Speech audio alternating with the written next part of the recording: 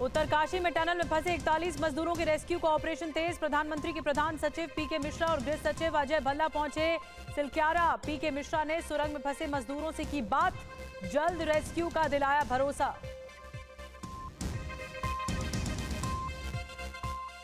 तेलंगाना के महबूबाबाद में प्रधानमंत्री मोदी ने चुनावी रैली को किया संबोधित। कहा, तेलंगाना में लिखा जाएगा इतिहास। पहली बार तेलंगाना में बनेगी बीजेपी की सरकार। मोदी की गारंटी मतलब गारंटी पूरी होने की गारंटी। बीजेपी का केजरीवाल सरकार पर हमला। दिल्ली जल बोर्ड में घोटाले का लगाया आरोप। कहा, अनुमानित लागत से 30% बढ़ाकर दिया गया कॉन्ट्रैक्ट। केजरीवाल को बताया भ्रष्टाचार की गारंटी। गाजा के बाद सीरिया फ्रंट पर युद्ध का खतरा। दमिश्क एयरपोर्ट पर इजरायल का हमला। बड़ी जंगी तैयारी में ईरान और हिजबुल्लाह। हूती ने एक और इजरायली शिप को किया अगवा।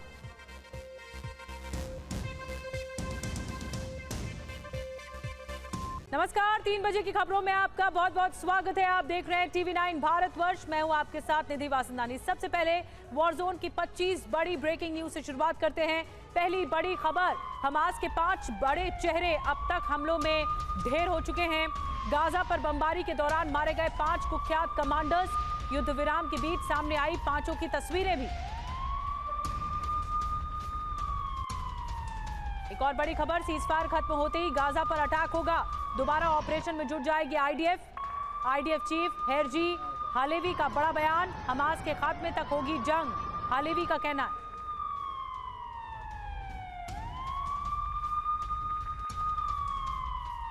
एक और बड़ी खबर, इजरायली रक्षा मंत्री योव गैलेंट का बड़ा दावा। मारे गए हिजबुल्लाह के 100 से अधिक लड़ाके, हिजबुल्लाह की दर्जनों चौकियां तबाह।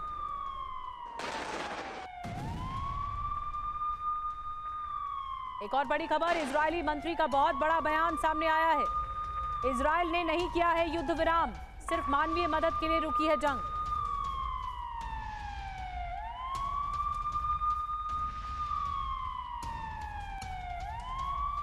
एक और बड़ी खबर, इजरायल के एक और मालवाहक जहाज पर कब्जा कर लिया गया है। हूती विद्रोहियों ने याल ओफर के जहाज पर कब्जा किया है। अब तक इजरायल के 3 कार्गो पर कब्जा किया जा चुका है। एक और बड़ी खबर, गाजा पर फिर बड़े हमले की तैयारी में आईडीएफ। बेशर्बा में आईडीएफ के अफसरों की हुई अहम बैठक।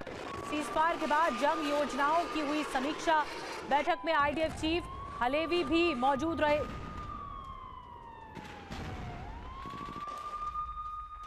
एक और बड़ी खबर, इलॉन मस्क आज इजरायल के प्रधानमंत्री से करेंगे मुलाकात।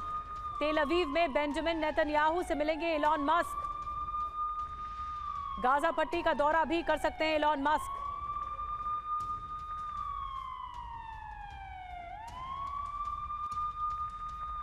अमेरिकी एनएसए जैक सुलिवन का बड़ा बयान। युद्ध विराम की अवधि बढ़ने की संभावना से नहीं इंकार।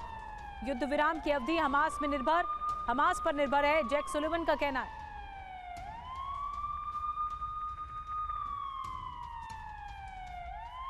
फिलिस्तीनी अधिकारियों का बड़ा दावा। आईडीएफ ने वेस्ट बैंक में 7 लोगों को मार डाला। आईडीएफ के हमले में जेनिन में 5 लोग मारे गए।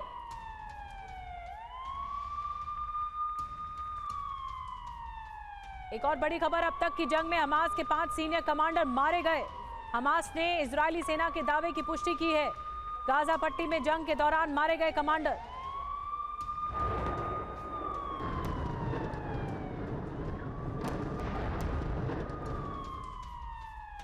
आईडीएफ ने दिया गाजा वासियों को संदेश। युद्ध विराम के दौरान भी उत्तरी गाजा न जाएं। समुद्र तटीय इलाकों में भी जाने पर रोक है।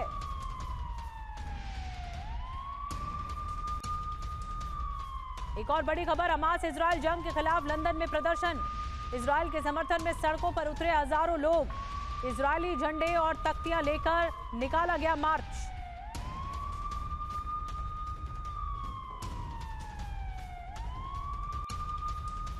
इस बीच एक और ब्रेकिंग न्यूज आ रही है। इजरायल के तेल अवीव में मार्च निकाला गया।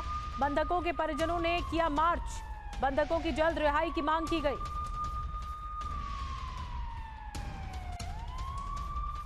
जश्न मनाते दिखे इजरायल सेना के जवान। आईडीएफ जवानों ने नाच गाकर मनाया जश्न।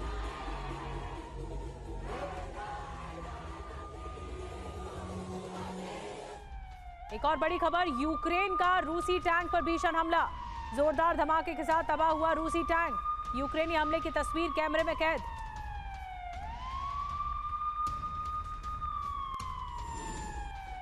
रूस यूक्रेन के बीच भीषण जंग जारी। यूक्रेनी आर्टिलरी जंग के लिए मुस्तैद। 128वीं माउंटेन असॉल्ट ब्रिगेड ने जारी किया वीडियो।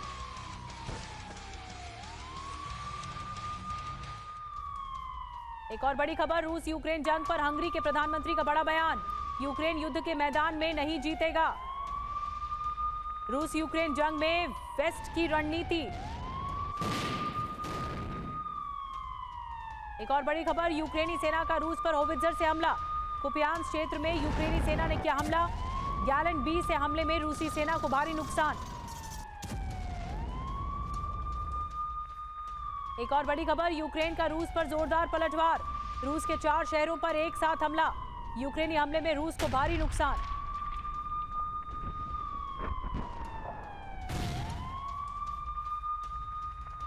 रूस का यूक्रेन पर भीषण प्रहार। यूक्रेनी ठिकानों पर MLRS से दागे रॉकेट। रूसी हमले में यूक्रेन को भारी नुकसान।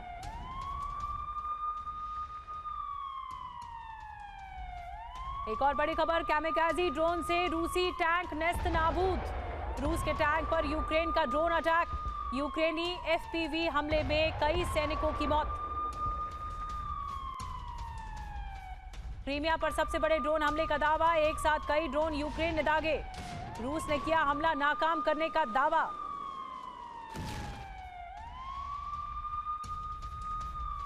एक और बड़ी खबर, वॉरजोन में अब्राम्स टैंक्स का एक्शन। रूस के खिलाफ अब्राम्स टैंक्स ने संभाला मोर्चा। रूसी सेना पर अब्राम्स का जोरदार प्रहार।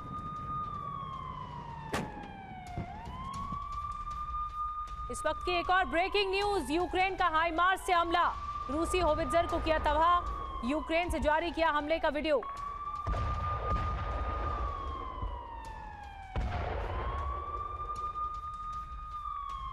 एक और बड़ी खबर, जंग के बीच यूक्रेन के ओडेसा में भीषण बर्फीला तूफान। बर्फीले तूफान से सड़कों पर कई फीट बर्फ जमी। बर्फीले तूफान से कई वाहन दुर्घटनाग्रस्त हुए।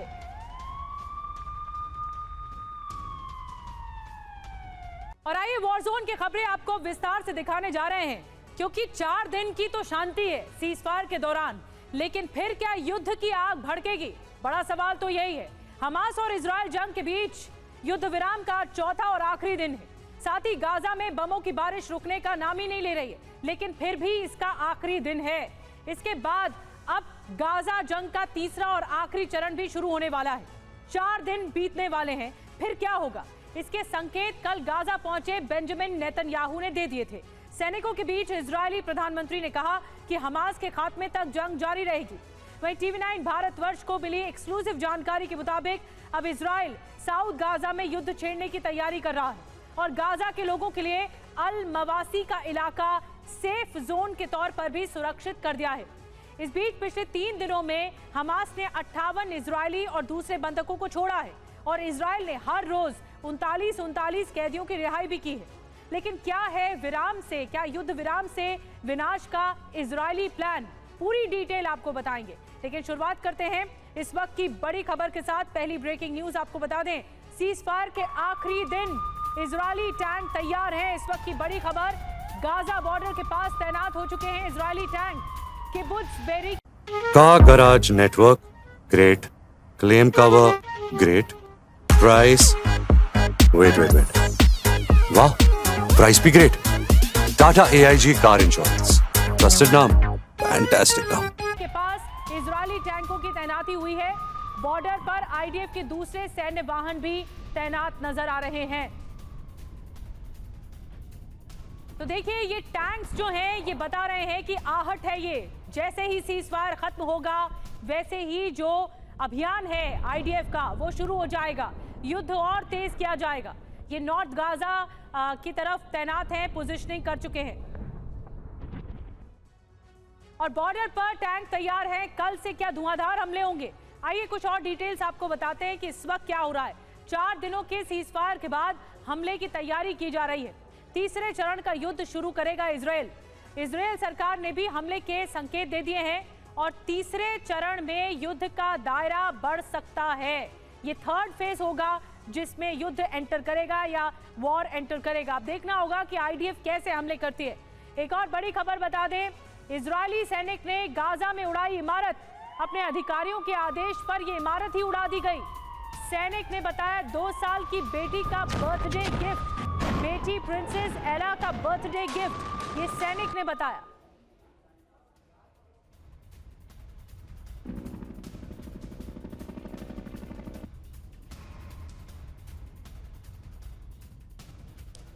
तो एक साथ 2 तस्वीरें अब आपको दिखाने जा रहे हैं, किस तरह एक तरफ बंधक छूट रहे हैं तो दूसरी तरफ सैनिक तैयार हैं। और इजराइल के मंत्री ने यह तक कह दिया है कि यह सीजफायर है ही नहीं, ये दरअसल मानवीय मदद के लिए जंग रोकी गई है। 2 तस्वीरें एक साथ देखिए जिसमें इजरायली सैनिक ने एक बिल्डिंग उड़ा दी। अब ये जो घटना है ये और ज्यादा चौंकाती है और ये कहा गया कि 2 साल की बेटी का ये बर्थडे गिफ्ट है जब बिल्डिंग को उड़ाया गया। ये इजरायली सैनिक है और उसके बाद जो बोला गया, ऐलान किया गया, वो वाकई चौंकाने वाला है।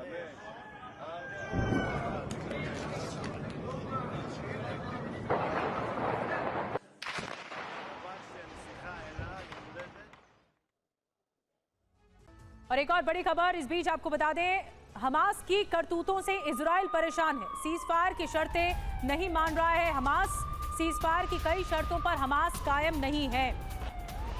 बंधकों को छोड़ते हुए भी ठीक रवैया नहीं है। सीजफायर की शर्तें मान नहीं रहा है हमास, यह इल्जाम लगा दिया, आरोप लगा दिया इजराइल ने।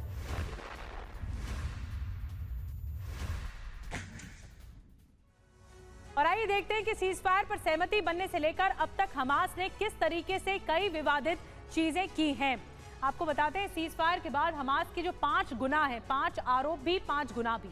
एक, पहला, सीजफायर शुरू होने के 15 मिनट बाद तक रॉकेट हमले किए गए, ये सीधा सीधा आरोप लगा दिया गया आईडीएफ के जरिए। दूसरा, दूसरे दिन छूटने वाले बंधकों की लिस्ट ही सौंपी नहीं गई हमास की तरफ से, बहुत अनप्रोफेशनल रवैया। तीसरा, दूसरे दिन बंधकों को छोड़ने में भी काफी देरी की गई, ये आरोप लगा।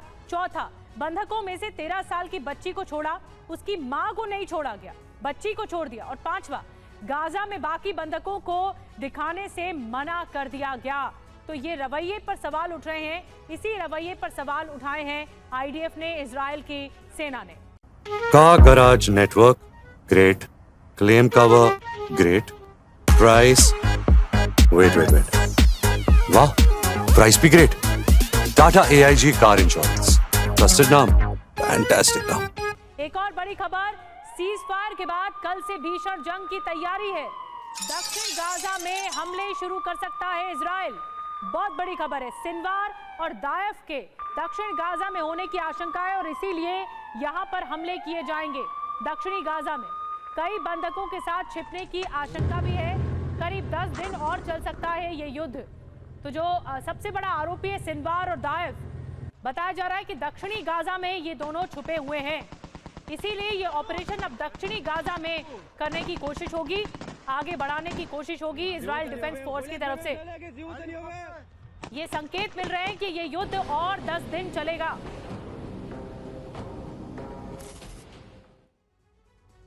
तो युद्ध विराम के बाद क्या अंतिम लड़ाई होगी? युद्ध विराम के बाद इजराइल की तरफ से भीषण हमले की आशंका है। गाजा पर नियंत्रण की लड़ाई 10 दिन और चलने का अनुमान जताया जा रहा है। गाजा के दक्षिणी इलाके में भी जंग शुरू कर सकता है इजराइल।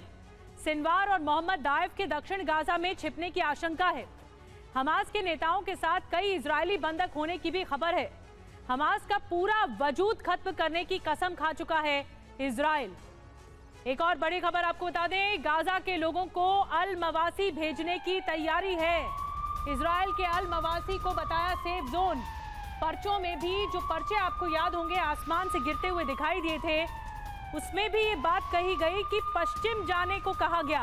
इन पर्चों के जरिए भी, जो आईडीएफ के जरिए आसमान से लोगों के घरों तक गए थे, लोगों के पास पहुंचे थे, इसमें कहा था अल मवासी चले जाइए, ये सेफ जोन है।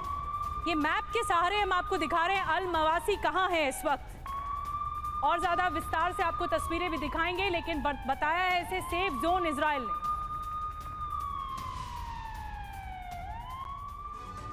तो आपको बताते हैं कि अल मवासी को सेफ जोन बताया गया है और पर्चे भी पश्चिम की ओर जाने के लिए कहा गया था। आखिर ये अल मवासी इलाका कहाँ है और कैसा है, क्यों कहा जा रहा है ऐसा? देखिए, सबसे पहले मैप देखिए। ये मैप है, ये आप देख रहे हैं गाजा पट्टी है पूरी, और इजराइल ने इसे इस रास्ते को, ये जो लाल पट्टी में आप देख रहे हैं, ये रास्ता बताया जा रहा है अल मवासी का रास्ता है, जो कि पश्चिम की ओर है लेकिन सी से लगा हुआ है। ये मेडिटेरेनियन सी है और इससे लगा हुआ है, भूमध्य सागर इसे कहा जाता है। ये इससे लगा हुआ है और ये खान यूनिस का इलाका है। अब मैं आपको बताती हूँ इसमें डिटेल क्या सामने आई है। फिलिस्तीन का अल मवासी इलाका 2.5 × 4 किलोमीटर बताया जा रहा है, लंबा चौड़ा है, और ये सेफ जोन बताया जा रहा है। इजराइल ने अल मवासी इलाके को सुरक्षित इलाका बताया है। इसके अलावा जो बात सामने आई है कि आईडीएफ ने भी संदेश में कहा कि अल मवासी में गाजा के लोग सुरक्षित रहेंगे। और भी डिटेल सामने आई है। खान यूनिस के पास गिराई पर्चियों में पश्चिम की तरफ जाने को कहा गया है, पश्चिम की ओर। इसके अलावा हवाई हमलों की चेतावनी देते हुए समंदर की तरफ जाने को कहा गया है कि यहाँ पे हवाई हमले हो सकते हैं, आप समंदर की ओर चले जाइए। भूमध्य सागर के पास, मिस्र की सीमा के पास ये इलाका है अल मवासी, जो आप मैप में देख रहे हैं। इतने छोटे इलाके में लोगों को बसाना बहुत बड़ी चुनौती भी है। इतने लोग कहाँ जाएंगे? क्या इतने लोग इसमें समा जाएंगे? बड़ी चुनौती होगी। एक और बड़ी खबर, 7 अक्टूबर के हमले का एक और वीडियो आ गया है। हमास लड़ाकों ने गैस स्टेशन पर हमला किया था। फ्रिज के पीछे छिपकर 2 कर्मचारियों ने अपनी जान बचाई थी। ये देखिए, तस्वीरें आ गई हैं। ये गैस स्टेशन है जहां पर देखिए बंदूक के साथ हमास लड़ाके दाखिल हो रहे हैं, और कुछ जो कर्मचारी वहां पर काम कर रहे थे, उन्होंने फ्रिज के पीछे छुपकर अपनी जान बचाई। बंदूकधारी हमास के लड़ाकों को आप देख रहे हैं, और ये जो गैस स्टेशन है यहां पर पहुंचे हैं। ये 7 अक्टूबर के हमले की तस्वीरें हैं। ये देखिए, बंदूकों के साथ तलाशी की जा रही है कि अगर कोई होगा तो उसे मार दिया जाएगा। बहुत ही हिला देने वाली तस्वीरें सामने आई, भयानक तस्वीरें। ये गैस स्टेशन है और साथ ही ग्रोसरी स्टोर भी देखने को मिल रहा है। यहां पर कुछ हमास के लड़ाके पहुंचे, बंदूकों के साथ पहुंचे, और पॉइंट ब्लैंक पर लोगों को धमकाने की कोशिश की। यहाँ कोई नजर नहीं आ रहा है लोग, लेकिन जो भी लोग थे वो डरे सहमे फ्रिज के जाकर पीछे छुप गए। Car garage network great, claim cover great, price wait, वाह, प्राइस भी great. Tata AIG car insurance, trusted नाम, फैंटास्टिक नाम। और एक और बड़ी खबर, इजरायली हमले में भारी तबाही मची है। इंडोनेशियन अस्पताल का वीडियो सामने आया है। बुरी तरह तबाह हुआ है ये अस्पताल में बंद करना पड़ा है कामकाज भी। ये इंडोनेशिया अस्पताल की तस्वीरें आपको दिखा रहे हैं, जहां पर भारी तबाही मची। अंदर की तस्वीरें जब सामने आई तो वाकई हिला देने वाली तस्वीरें सामने आई। बंद करना पड़ा कामकाज जब हमला हुआ तो। अस्पताल में कई मरीज भी उस वक्त मौजूद थे। इंडोनेशियन अस्पताल की तस्वीरें आप तक पहुंचा रहे हैं।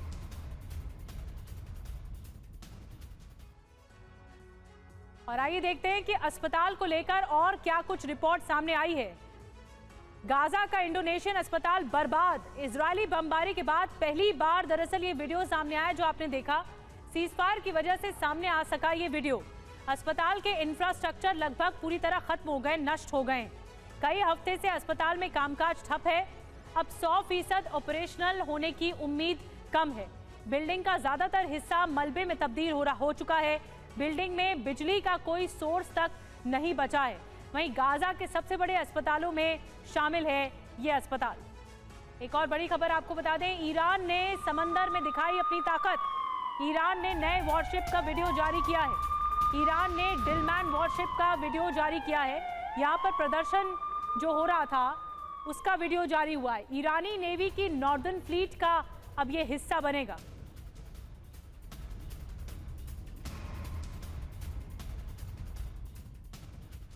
और एक और बड़ी खबर, गाजा पर ईरान का बड़ा प्लान। हमास तय करेगा गाजा का भविष्य, ये ईरान का कहना है। अमेरिका को ईरान की हिदायत सामने आई है। यूएस को गाजा पर फैसले का हक नहीं है। अमेरिका तय नहीं करेगा कि गाजा का भविष्य क्या होगा। सीधे सीधे ईरान ने एक बार फिर से धमकाया है अमेरिका को।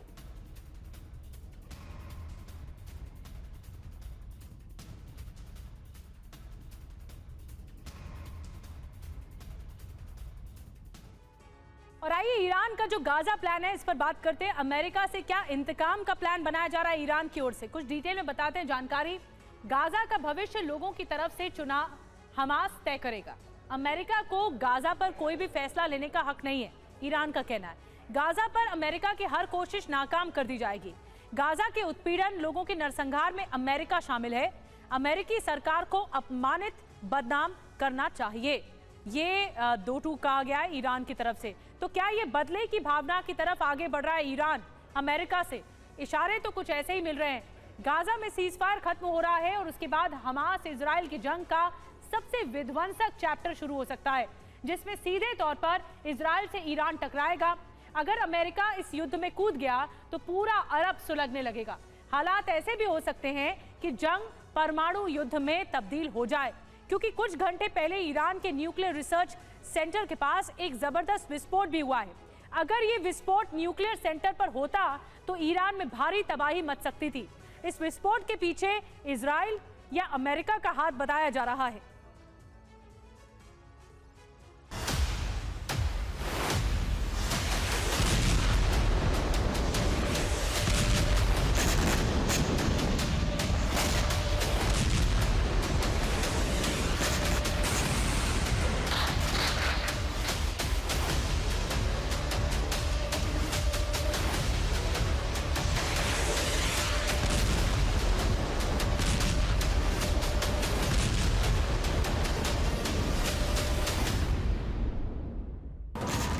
जैसे सुलगा गाजा वैसे जलेगा ईरान।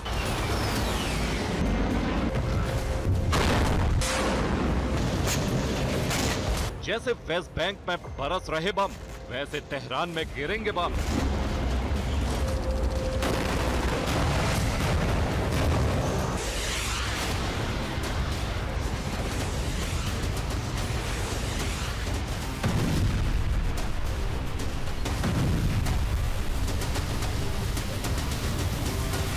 जैसे मिसाइल से लेबनान वैसे ईरान में मचेगा कोहराम।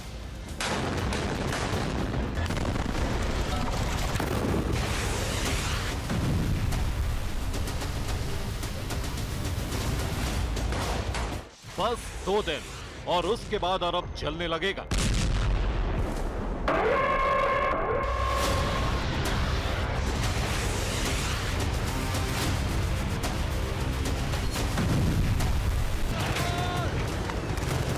मिडिल ईस्ट में महायुद्ध की शुरुआत होगी, क्योंकि अमेरिका और इजराइल ने ईरान की लगाम कसने का ब्लूप्रिंट तैयार कर लिया है, जिसका ट्रेलर भी सामने आ चुका है।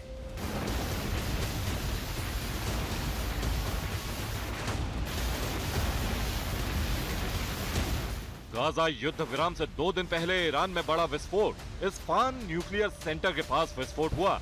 एंटी एयरक्राफ्ट गन से फायरिंग की आवाज सुनाई दी।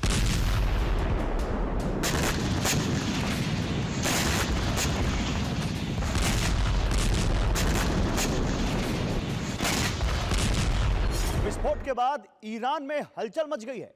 सवाल उठ रहा है कि आखिर इस हमले के पीछे कौन है, अमेरिका या इजराइल? इजराइल को डर है कि सीजफायर खत्म होते ही ईरान हमला कर सकता है, इसलिए वो प्रीएम्प्टिव स्ट्राइक कर रहा है। जबकि अमेरिका को शक है कि ईरान धमकाने के बावजूद परमाणु हथियार बनाने में जुटा है। इसी वजह से अमेरिका उसे सबक सिखाना चाहता है। हालांकि ऐसी कई वजहें हैं जो इस्फहान न्यूक्लियर सेंटर के पास विस्फोट के पीछे इजराइल का हाथ होने की तरफ इशारा करती। पहली वजह, गाजा युद्ध का अंत ईरान फिलिस्तीन की स्थापना से करना चाहता है। दूसरी वजह, ईरान का परमाणु कार्यक्रम इजराइल के लिए सबसे बड़ा खतरा है। तीसरी वजह, इजराइल को शक है कि 7 दिन में ईरान 3 परमाणु बम बना सकता है। चौथी वजह, यूएम एटॉमिक एजेंसी भी ईरान पर लगाम लगाने में नाकाम साबित हुई है। और पांचवी वजह, सीज फायर के बाद ईरान युद्ध में हमास के साथ उतर सकता है।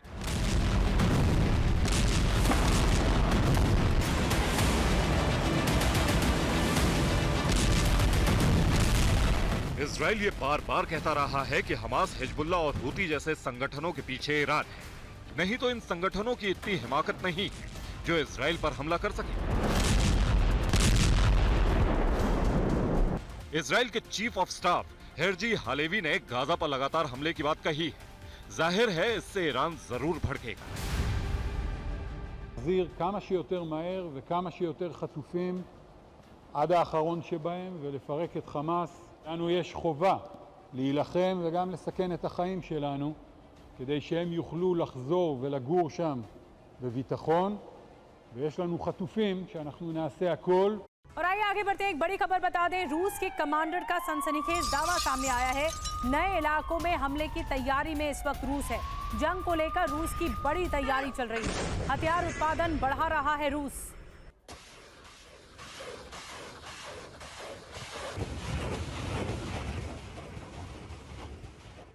और आइए देखते हैं कि रूस की लंबी जंगी तैयारी पर जनरल सेरी नायेव ने क्या कुछ कहा है। आपको जल्दी से बताते हैं, नई जंग की तैयारी में क्या पुतिन नजर आ रहे हैं, डिटेल्स क्या मिल रही है। नए इलाकों में जंगी मोर्चा खोल सकता है रूस। इसके अलावा कहा जा रहा है कि नई टेक्नोलॉजी के साथ नए हथियार का उत्पादन किया जा रहा है रशिया की ओर से।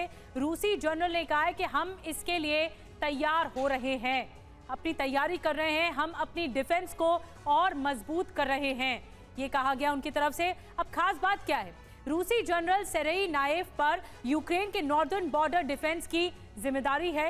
और बताया ये भी जा रहा है इसके जरिए, जो इंफॉर्मेशन सामने आई है, कि इन्हें कमान सौंपी गई है। पूरे ऑपरेशन को लेकर ये जिम्मेदार हैं, ये ही आगे बढ़ाएंगे ऑपरेशन। एक और बड़ी खबर, अवदीवका पर रूस का जबरदस्त हमला। अवदीवका पर दिन रात लगातार बमबारी हो रही है। यूक्रेनी ठिकाने को टारगेट कर हमले हो रहे हैं। रूसी हमले में यूक्रेन को भारी नुकसान की खबर है।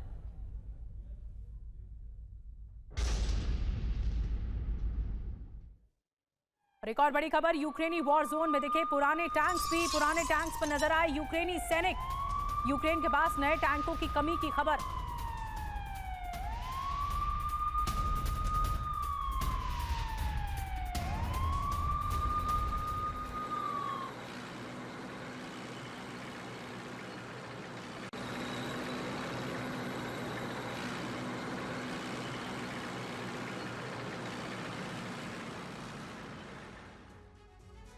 और आइए आगे बढ़ते हैं। अब 30 सेकंड में महायुद्ध में देखते हैं इस वक्त की बड़ी खबरें।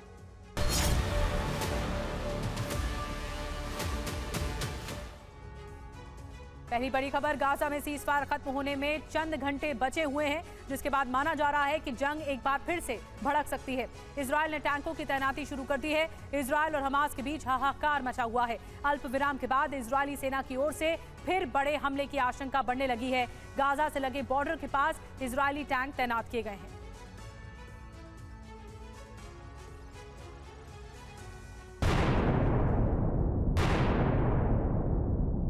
इजरायल हमास के बीच हाहाकार मचा है। अल्पविराम के बाद इजरायली सेना की ओर से फिर बड़े हमले की आशंका बढ़ने लगी है। गाजा से लगे बॉर्डर के पास इजरायली टैंक तैनात हैं।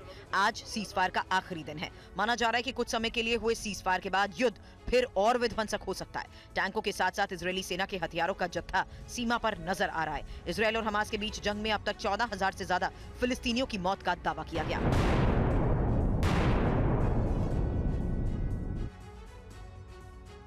और गाजा जंग के बाद फिलिस्तीनी और यहूदियों के बीच नफरत बढ़ती जा रही है। अमेरिका में 3 फिलिस्तीनी छात्रों को मार दिया गया।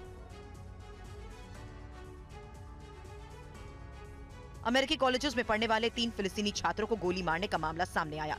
पुलिस का दावा है कि ये हेट क्राइम हो सकता है। फिलहाल तीनों युवक हॉस्पिटल में एडमिट हैं, जिसमें से एक की हालत बेहद नाजुक है।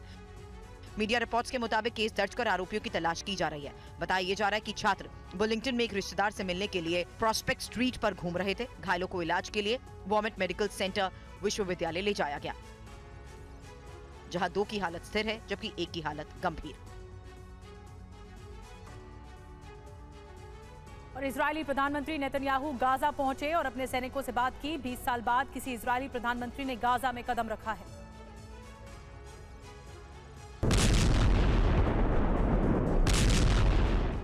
इजरायल और हमास के बीच सीजफायर के तीसरे दिन Israeli PM Benjamin Netanyahu Gaza पहुंचे। नॉर्थ गाजा में मौजूद सैनिकों से मुलाकात की। कमांडर सैनिकों ने पीएम को सुरक्षा ब्रीफिंग दी। साथ ही गाजा में हमास की एक सुरंग का दौरा भी किया। नेतन्याहू ने गाजा पट्टी का दौरा कर युद्ध के लिए इजरायल के 3 लक्ष्यों की बात कही, जिसमें हमास का खात्मा, सभी बंधकों की वापसी, गाजा फिर खतरा न बनने जैसे मुद्दों के बारे में बताया। और इजराइल हमास दोनों तरफ से ये उम्मीद की जा रही है कि युद्ध विराम एक दिन और बढ़ाया जाए। हमास को कुल 50 नागरिकों को रिहा करना है।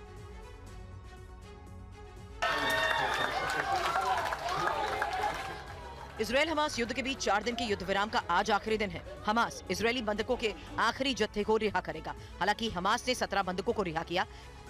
इनमें 13 इजरायली, 3 थाई और एक रूसी नागरिक भी शामिल है। गाजा से बंधकों को मिस्र के रास्ते इजराइल को सौंपा जा रहा है। हमास ने अब तक 40 इजरायली बंधकों को रिहा किया। इसके अलावा थाईलैंड के नागरिकों की रिहाई हुई है। आपको बता दें 17 थाई नागरिक भी रिहा किए गए। और गाजा को लेकर आईडीएफ ने कई दिशा निर्देश जारी किए हैं। वो लगातार युद्ध अल्प विराम के बाद के हालात पर नजर बनाए रखे हुए हैं।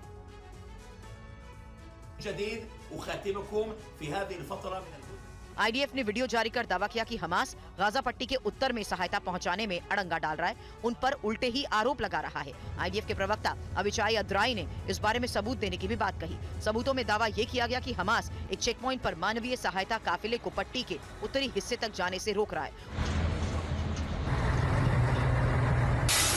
वहीं इजराइल का दावा यह भी है कि हमास लड़ाकों के छिपे होने की आशंका से गाड़ियों को भी चेक किया जा रहा है। और गाजा में 4 दिन के सीजफायर के दौरान इजरायली सेना का खोजी दस्ता ऑकेड्स के 9 खासा चर्चा में है। आईडीएफ के ग्राउंड ऑपरेशन में इसे क्यों सबसे अहम माना जा रहा है, आइए जानते हैं। जंग का विध्वंसक मोर्चा और हमास से आमने सामने का संघर्ष। ऐसे हालात में पूरे गाजा में फैले हमास की सुरंगों की पहचान करना चुनौती बना हुआ है। लेकिन इजरायली सेना के ऑकिड्स K9 यूनिट और मेरोम स्पेशल ऑपरेशन ब्रिगेड ने चुनौती को पूरा किया। गाजा में फैले हमास के बारूदी जाल का पता लगाने में मेरोम स्पेशल ऑपरेशन ब्रिगेड की लॉन्ग स्क्वाड की भूमिका अहम रही। कम से कम 50 ऐसे बड़े हमलों को इन्होंने नाकाम किया जो भूमिगत माइन से हो सकते थे। सैकड़ों विस्फोटक उपकरण और दर्जनों हथियारों के भंडार का पर्दाफाश किया गया। गाजा से रूह कपा देने वाली तस्वीरें लगातार आ रही हैं। इजरायली हमले बंद होने के 4 दिन बाद भी गाजा में चीख पुकार मची हुई है। अपनों की तलाश जारी है।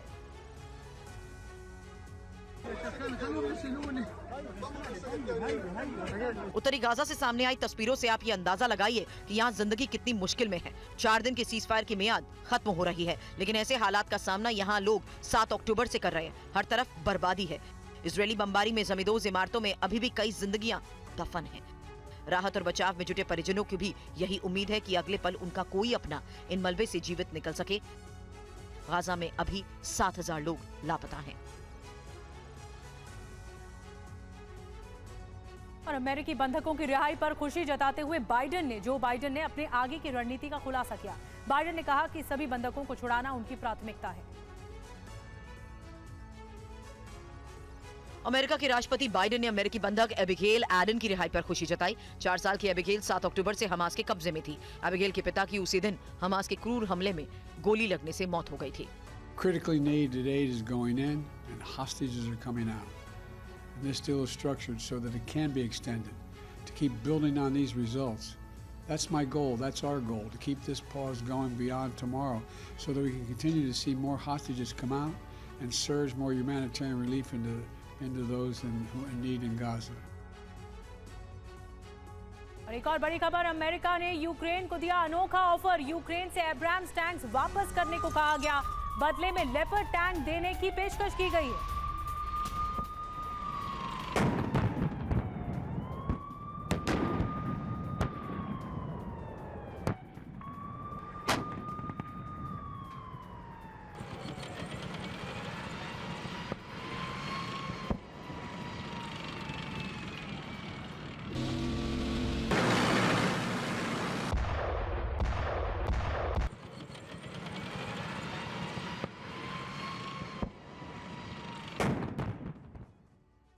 इसी के साथ फिलहाल रुकना होगा एक छोटे से ब्रेक के लिए, लेकिन वॉरजोन की लेटेस्ट अपडेट के लिए बने रहिए TV9 भारतवर्ष के साथ। और आइए बात करते हैं आपकी बार किसकी सत्ता की। तेलंगाना के गढ़वाल से प्रियंका गांधी इस वक्त संबोधित कर रही हैं।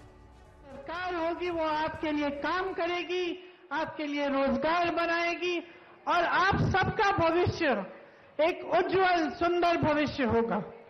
ఆ రోజు తెలంగాణ కోసం తప్పించినామంటే కలలు కొన్నామంటే కేవలం మనకి న్యాయం జరుగుతది, నిరుద్యోగాలకి ఉద్యోగాలు వస్తాయి, రైతులకి మేలు జరుగుతది, మన తెలంగాణ రాష్ట్రం వస్తే సంక్షేమం వస్తది అనే ఒకే ఒక ఆలోచనతోని ఆ రోజు కలలుగన్నాం. लेकिन अफसोस की बात है कि 10 साल बीत गए और हर साल ये पहला साल, दूसरा, तीसरा, चौथा, पांचवा, छठा, सातवां, आठवां, नौवां, 10 साल बीत गए और हर साल आपने यही देखा कि जो सपने आपने देखे वो टूटते चले गए. కానీ బాధాకరమైన విషయం ఏంటంటే 10 ఏళ్ల నుంచి వచ్చే సంవత్సరం చేస్తాం, మళ్ళీ సంవత్సరం చేస్తాం, మరీ సంవత్సరం చేస్తామని వెనకేసుకుంటూ వచ్చిండ్రు తప్పించి ఎలాంటి అభివృద్ధి కార్యక్రమాలు ఇప్పటివరకు చేయలేదు. तो तेलंगाना में चुनावी प्रचार तेज हो गया. एक ब्रेक के लिए यहाँ पर रुकना होगा. और आपको बता दें कि तेलंगाना के करीमनगर में प्रधानमंत्री मोदी ने कहा कि तेलंगाना में पहली बार बनेगी बीजेपी की सरकार. आने वाले 5 साल तेलंगाना के लिए सबसे महत्वपूर्ण है, ये कहा प्रधानमंत्री मोदी. इस चुनाव में पूरा खेल खत्म हो रहा है. आज पूरा तेलंगाना एक ही बात कर रहा है. गांव हो, शहर हो, मैं जहां जहां गया हूं, तेलंगाना एक ही बात बोल रहा है. हर कोई कह रहा है तेलंगाना में पहली बार आ रही है बीजेपी सरकार. तेलंगाना के 10 साल हो रहे हैं और इसलिए ये 10 से 15 साल का जो समय है ना, ये बहुत ही महत्वपूर्ण है. ये 5 साल तय करेंगे कि तेलंगाना हिंदुस्तान में नंबर 1 कैसे बनेगा.